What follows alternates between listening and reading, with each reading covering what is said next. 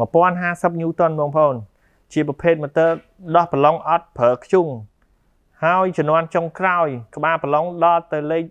33ធំមែនតើក្បាលប្រឡងលេខ33កាលមុនយើងមានតែប្រើភ្លើងឥឡូវមានប្រើថ្មឯណាឃើញថាក្នុងប្រអប់គេឥឡូវគេមានដាក់តំណប់មកទៀតណាហើយក្បាលប្រឡងមានចំនួន5គ្រាប់ហើយអានេះសម្រាប់ពាក់នៅចង្កេះក្បាលប្រឡងរបស់វាមាន5គ្រាប់ធំជាងគេគឺលេខ33ហើយក្បាលប្រឡងក្រាស់ល្អមែនតើអានេះវែងហ្មងក្បាលប្រឡងវែងក្រាស់ល្អលេខតូចជាងគេគឺ24ប៉ុន្តែក្បាលប្រឡងប្រភេទអាក្រាស់ធំតួ motor ធ្ងន់ទម្ងន់ល្មមមិនធ្ងន់ប្រហែលទេហើយថ្ម5 ម៉ោងបងប្អូនចំនួន2គ្រាប់ឥឡូវខ្ញុំមកសាកតេស្តកម្លាំងឲ្យបងប្អូនមើលតិចសិនអូកម្លាំងមាន3កម្លាំង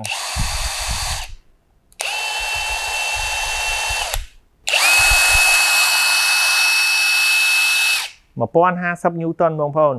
ជាប្រភេទ motor ដោះប្រឡងអត់ប្រើខ្ជុងហើយជំនាន់ចុងក្រោយក្បាលប្រឡងដល់ទៅលេខ33ធំមែនតើក្បាលប្រឡងលេខ33អញ្ចឹងពីមុនយើងអត់ធ្លាប់មានទេឥឡូវមានចូលមកហើយបងប្អូនរស់រានឡើងឆាតចូល page Total Tour Cambodia ទាំងអស់គ្នា